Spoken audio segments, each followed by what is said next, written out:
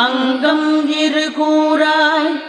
அடல்மயிலும் சேவலுமாய் துங்கமுடன் நாற்கெழுந்து தோன்றுதலும் அங்கவற்றுள் சீரும் அறவை பொருத